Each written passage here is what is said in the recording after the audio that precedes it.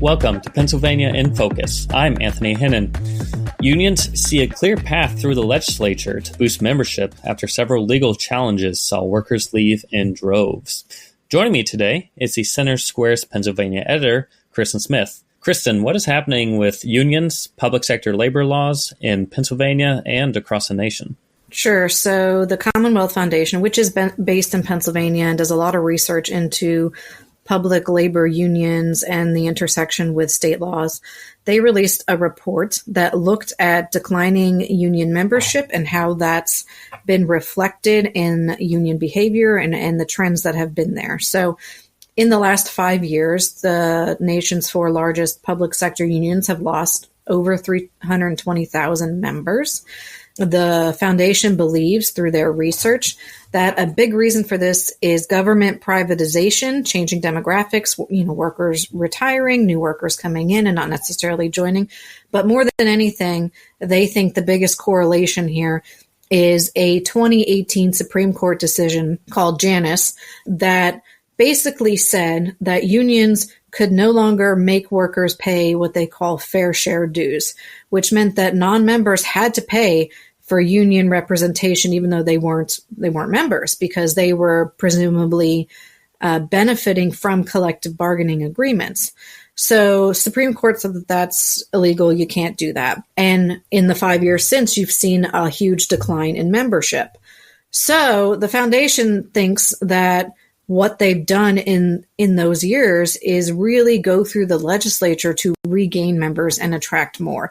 And there's been several different policy changes that have happened in specific states that illustrate the trend very well. And those states, as one might guess, are scored much lower than other states where they've enacted some very strong reforms to collective bargaining agreements. By this much action, it's pretty clear there's a lot of money at stake here, right? It's looking like the report said more than $106 million annually. There's been a decline for dues and fees going to these unions. So this isn't a small thing. This is some significant money on the table. Yes, there certainly is. And in states that are considered union strongholds, the impact on their union due collecting is definitely hurt by this exodus of members.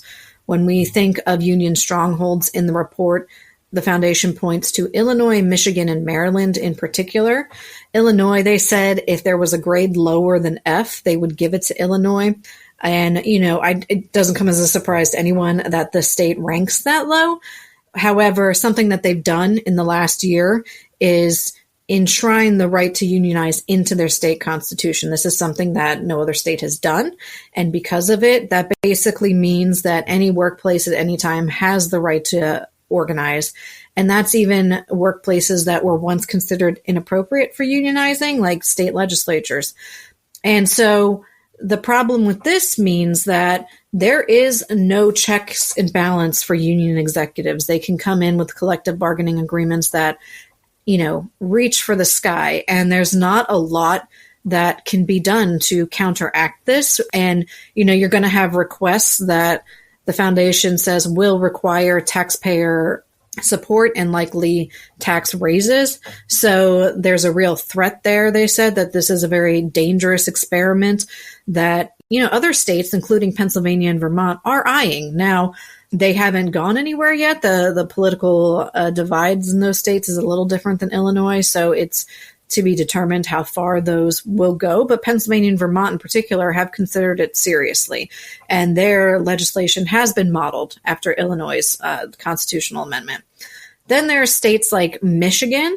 Michigan has really accelerated their pro-union protections in the last 2 years, something that the report says is kind of unprecedented as far as reforms across the nation. They were the first to repeal what's called paycheck protection. Paycheck protection essentially said unions cannot use public payroll services to withdraw or to, automatically withhold union dues. And like money for political contributions. So undoing that obviously is a big win for the unions. Then there's also, they've rolled back right to work provisions in the state. So those are two big steps that not every state has taken. And again, it's happened very quickly. Then you have a state like Maryland, which is very strong for union participation. And there they've incentivized union membership by, number one, expanding the types of workplaces that can participate, but also creating a tax incentive for participating. You get union dues, can lower your tax burden through your state taxes. So they're doing several different things here to really draw people back into the union. It's unclear how effective that will be, but the foundation says the overarching point here is that they think that the solution to this problem is through legislative remedy. And there are states that are having success going this route. Yeah, it seems like we've seen a flurry of activity from judicial decisions then spurring legislative action.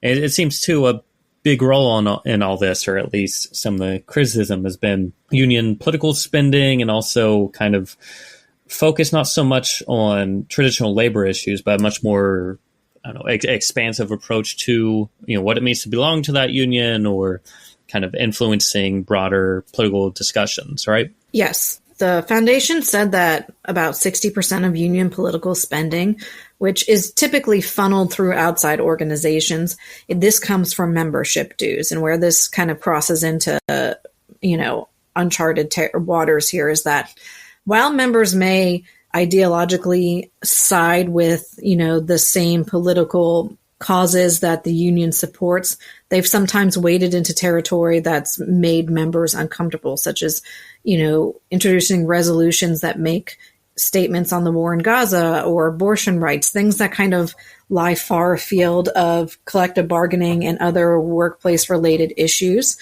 And so, with the opportunity to leave the union or to prevent your dollar supporting this sort of activity, the foundation says that they think that this is a common reaction among members, that none of those issues, for example, it doesn't relate to what being a teacher is. And so a lot of them feel like, taking these very strong political stances, it's dividing the workplace rather than uniting it. Well, Kristen, thanks for joining us today. Listeners can keep up with this story and more at thecentersquare.com.